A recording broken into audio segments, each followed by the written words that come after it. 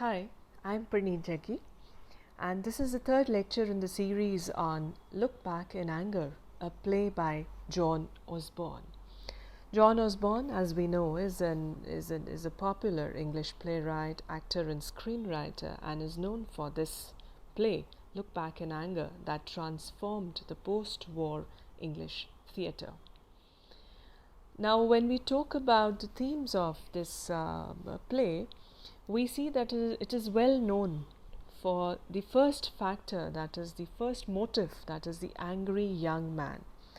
And Osborne's play was the first to explore this theme of the angry young man, and this term actually describes a generation of post-World War II artists and working class men who generally ascribed to leftist, sometimes anarchist political and social views.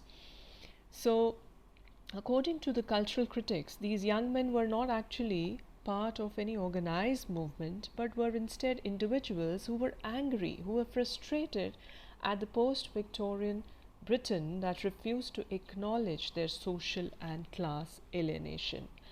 And the character Jimmy Porter, who's the protagonist, is often considered to be literature's seminal example of that angry young man.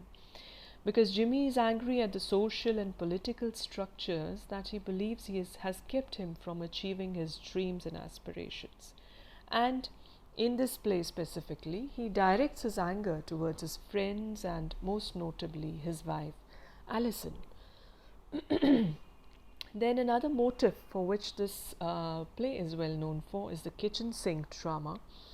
Now, this is a term which is used to denote plays that rely on realism to explore domestic social relations.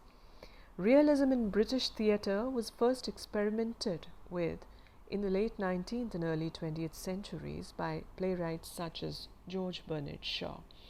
Now, this genre attempted to capture the lives of the British upper class in a way that realistically reflected the ordinary drama of the ruling class British society.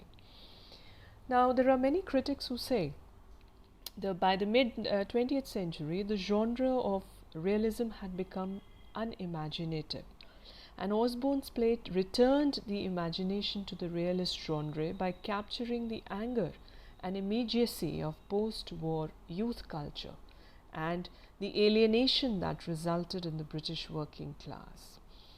Now, this play is also able to comment on the range of domestic social dilemmas in this time period. And most importantly, it was able to capture successfully through the character of Jimmy Porter the anger of this generation that festered just below the surface of the British culture. Then we have the theme of the loss of childhood. Now, this is a theme that impacts the character of Jimmy and Alison Porter both, showing the idea of a lost childhood. Now, Osborne uses specific examples here. The death of Jimmy's father when Jimmy was only 10 years old, how he was forced to watch the physical and mental demise of the man to demonstrate the way in which Jimmy is forced to deal with his suffering from a very, very early age. Similarly, Alison's loss of childhood is seen in the way that she was forced to grow up too fast by marrying Jimmy. And her youth is completely wasted in the anger and the abuse that her husband levels upon her. So Osborne suggests here that a generation of British youth has experienced the same loss of childhood innocence. So Osborne uses the examples of World War, the development of the atomic bomb, the decline of British Empire, to show how an entire culture has lost the innocence that other generations were able to maintain actually. Then we have a picture of the real life. In the play, Jimmy Porter is consumed with a desire to live a more real and full life. He compares this burning desire to the empty actions and attitude of others. At first, he generalizes this emptiness by criticizing the lax writing and opinions of those in the newspapers, and he then turns his angry gaze to those around him and close to him, especially these three characters, Alison, Helena and Cliff. So Osborne's argument in the play for a real life is one in which men are allowed to feel a full range of emotions, and the most real of these emotions is anger. and Jimmy here believes that this anger is his way of truly living. Now, this idea was unique in British theatre during the play's original run. Then we have a sloth in British culture. Jimmy Porter compares his quest for a more vibrant and emotional life to the slothfulness of the world around him.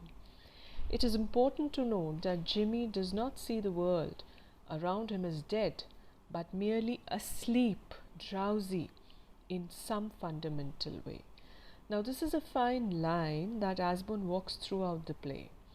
Jimmy never argues that there is a nihilism within British culture. Instead, he says there's some kind of slothfulness of character in this culture, and his anger is an attempt to awaken those around him from this cultural sleep. Now, this slothfulness of emotion is best seen in the relationship between Alison and Cliff. Alison describes her relation with Cliff as comfortable. They are affectionate with each other, but neither seems to want to take their passion to another level of intimacy. So, in a way, their relationship is lazy. Then we see the rise and fall of the British Empire in the form of the character of Colonel Redfern, Alison's father, who represents the decline of and nostalgia for the British Empire. The colonel has been stationed for many years in India, a symbol of Britain's imperial reach into the world. The Edwardian age, which corresponded to Britain's height of power, had been the happiest of his life, and his nostalgia is representative of the denial that Osborne sees in the psyche of the British people. Now, since the world has moved on into the American age, he argues, and the people of the nation cannot understand why they are no longer the world's greatest power. So, besides this, we also find mentions of masculinity in art, and we have the critics accusing this play of the misogynistic views, like we have the character of Jimmy as a very oppressing and emotionally distressing kind of a character. However, these were the important themes that I just discussed, which cover the entire play through one character or another. So we'll continue with this series in the next lecture. Thank you for now.